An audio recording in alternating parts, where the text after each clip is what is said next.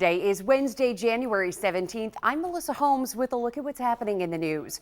Shipments of medicine entered the Gaza Strip Wednesday after France and Qatar mediated the first agreement between Israel and Hamas since the week-long ceasefire in November.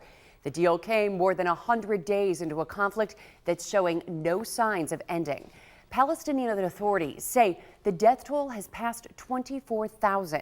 Some 85% of the coastal territory's 2.3 million people have fled their homes, and the United Nations says a quarter of the population is starving. Tuesday, Senator Bernie Sanders raised a vote on whether to investigate human rights abuses in the Israel-Hamas war, a step toward potentially limiting U.S. military aid to Israel. The Senate rejected this vote, but it shows the rising unease among U.S. lawmakers over the humanitarian crisis in Gaza. The shooter who killed 5 people at a Colorado LGBTQ+ club has been charged with 50 counts of federal hate crimes. Anderson Aldrich pled guilty last June in Colorado State Court to murder and attempted murder for the 2022 massacre at Club Q in Colorado Springs. Federal charges were filed earlier this year following an FBI investigation into the shooting. Aldrich pleaded not guilty to those charges. For some, the reemergence of the case has cut deep into already open wounds. KUSA's Brianna Clark spoke with a woman whose son was killed in the shooting. This was no random act, but a calculated plan of hate. It was a hate crime. Sabrina Aston has been journaling about her son since November 20th, 2022. The day he died. We miss him every single day. Daniel Aston was one of 5 killed in the shooting at Club Q in Colorado Springs. Dressed in tactical gear, he managed to kill Daniel, Derek, Kelly, Ashley, and Raymond. Sabrina is reading one of her most recent journal entries. This is also her victim impact statement. Anderson Aldrich took him away. But when I mentioned his name, that's the first time I've used his name since since all this happened. I'll just call him the monster. I journal every day, and most of the time I just put F-head or AA. I just can't say his name, but... She also thought the shooter, who is non-binary, was going to plead guilty to federal hate crime charges. I was just flabbergasted. I really was. I don't know why he's pleading not guilty. The confusion caused some mixed feelings for Sabrina and her family. Because we'd been told he was going to plead out, just plead guilty. And maybe they're just starting out that way and then they'll plead later on. Which is most likely the case, because these court documents show the shooter and U.S. prosecutors made a plea deal before the hearing. Under the agreement, the shooter will plead guilty to all federal hate crime and firearm charges. And in exchange, the U.S. will not seek the death penalty. A lot has changed since Daniel was murdered. It's so hard to describe how you feel. So Sabrina turns to her journal to find the words. But she's ready for this chapter to be over. I want him to rot. And I don't want him to have any special privileges. ABC News says it is canceling the next Republican presidential debate because candidate Nikki Haley said she wouldn't participate unless former President Donald Trump takes part in it. And that leaves only Governor Ron DeSantis committed to Thursday's debate in New Hampshire. Trump has skipped all of the debates so far. Haley said in a statement, quote, "We've had 5 great debates in this campaign. Unfortunately, Donald Trump has ducked all of them. He has nowhere left to hide. The next debate I do will either be with Donald Trump or with Joe Biden. I look forward to it," end quote. Her statement came just a day after the Iowa caucuses, where Trump marked a wide margin of victory over Haley and DeSantis. Excessive overdraft fees from your bank could soon be a thing of the past. The Biden administration is announcing a new proposal to end those hidden fees, which the president says often target the most vulnerable. According to data from the Consumer Financial Protection Bureau, American consumers have paid an estimated $280 billion in bank overdraft fees since 2000. Under the new rules, the Bureau says banks would be able to charge overdraft loans as long as they disclose the interest rates. This move could save Americans $3.5 billion a year in fees. Parents could be getting a little extra money back in taxes.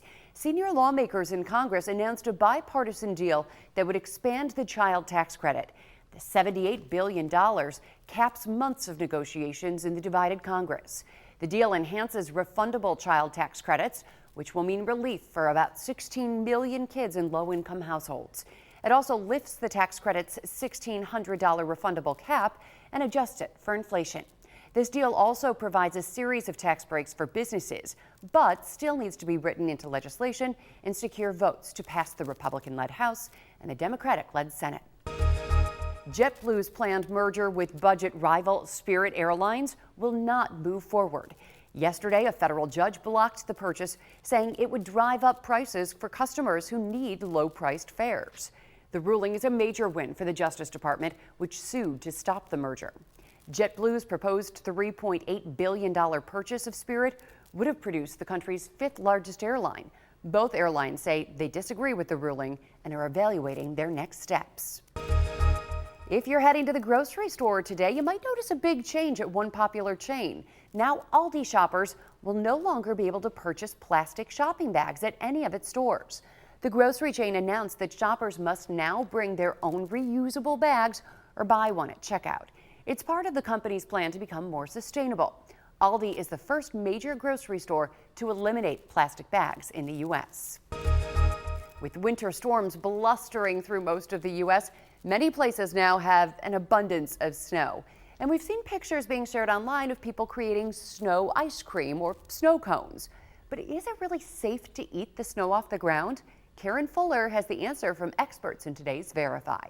A fresh blanket of pure white snow is a beautiful sight. Great for sledding, snowballs, maybe even dessert when mixed with some sugar and milk. But before you take a bite, let's talk about what could be in those flakes. Is it safe to eat snow? Let's verify. Our sources are the Mayo Clinic, nationwidechildren's.org, and a microbiology professor at UA Little Rock. Generations have been doing it for years, even saving a snowball or two in the freezer for a hot July afternoon. Snow may seem like it's nothing more than frozen water, and technically it is, but as it falls, snow can soak up pollutants. According to the Mayo Clinic, scientists have found pesticides, sulfur, mercury, or formaldehyde in snow, though at very typically low levels, meaning you're not likely to get sick. Health experts advise collecting snow a few hours after it falls and scooping up the freshest layer from the top.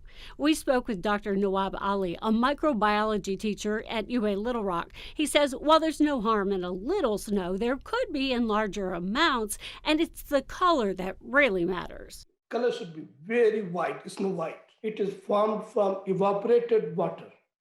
So it is pure water, better than the water you get in our faucet. So we can verify that, yes, you can enjoy a little frozen fruit from nature's winter bounty. Like with most anything that tastes that good, however, moderation is key. No joke here. The humorous and quirky messages you see on electronic signs will soon disappear from highways and freeways across the country.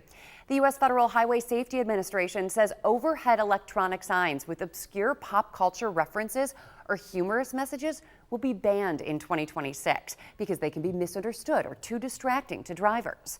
The agency says signs should be, quote, simple, direct, brief, legible, and clear, unquote, and only be used for important information such as warning drivers of crashes ahead, adverse weather conditions, and traffic delays. Seatbelt reminders and warnings about the dangers of speeding or driving impaired will also be allowed. And before we go, we got to look at the lineup for this year's Coachella Music Festival. A number of superstars are heading to the desert in April, including headliners Doja Cat, Lana Del Rey, and Tyler, the Creator. And there will also be a special reunion of rock band No Doubt. If you're unfamiliar, No Doubt originally formed in the mid-90s with pop star Gwen Stefani as their lead singer. And if you're looking forward to these acts, tickets for Coachella go on sale this Friday. The music festival kicks off April 12th. You're all caught up. Thanks for joining us. I'm Melissa Holmes.